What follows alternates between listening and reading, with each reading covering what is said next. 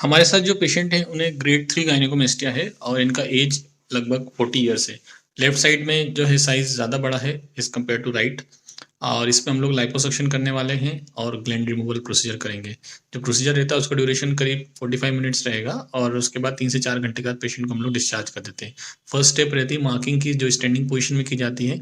उसके बाद हम लोग पेशेंट को ओटी में लेते हैं, एनेस्थीसिया देते हैं, कुछ सॉल्यूशन इन्फिल्ट्रेट करते हैं जिससे जो फैट और ग्लैंड रहता है वो ब्रेक डाउन हो जाता है और उसके बाद फिर उसे सक्शन करके जो फैट है उसे निकाला जाता है कंटेनर में।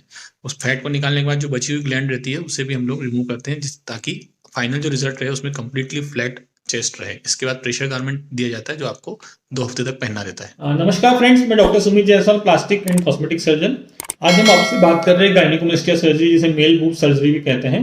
गायनेकोमेस्टिया या मेल बूब्स कई सारे लोगों में काफ़ी सारा साइकोलॉजिकल स्ट्रेस का कारण रहता है। मोस्टली प्यूबर्टी के एज के बाद लगभग 12 से 16 साल की एज में बॉडी में कुछ हार्मोनल चेंजेस होते हैं, जिसकी वजह से कई बार फीमेल हार्मोन ज़्यादा हो जाता है मेल हार्मोन की तुलना में, और उस वजह से फीमेल्स की तरह चेस्ट की स्किन के नीचे फैट और ग्लैंड का जमा हो जाता है। ये कई बार अपने आप रिजॉल्व हो जाता है, लेकिन यदि 18 ईयर्स तक ये अपने आप रिजॉल्व नहीं होता है या फिर इसका साइज बहुत ज़्यादा रहता है, बच्चे को स्कूल में मेंटल स्ट्रेस का कारण रहता है, साइकोलॉजिकल प्रॉब्लम होती है, या फिर जो एडल्ट होते हैं उनको भी उसकी वजह से सोशली लोगों से मिलने में दिक्कत होती है, कॉस्मेटिकली अच्छा लगता है, टाइट अच्छा नहीं लगता है, टाइट टी शर्ट नहीं पहन सकते, बिना शर्ट के घूम नहीं पाते हैं, स्विमिंग पूल में नहीं जा पाते हैं। तो ये सारे इंडिकेशन होते हैं उसका प्रोसीजर को करने के लिए।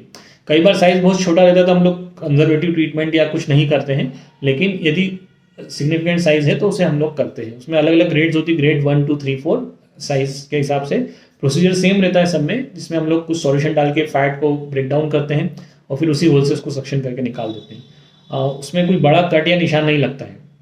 जो ग्लैंड्स रहती है उसको निकालने के लिए भी हम लोग निप्पल एरिया और स्किन के जंक्शन पर कट लगाते हैं और उसके थ्रू निकालते हैं।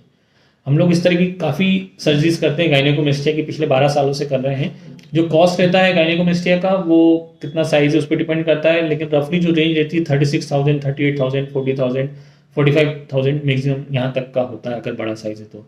कई बार लोकल एनेस्थीसिया में कर रहे हैं, सिर्फ पफी निप्पल है, छोटा साइज है, तो अगर लोकल में कर रहे हैं ऑब्वियसली तो उसमें कॉस्ट 25,000 भी हो सकता है।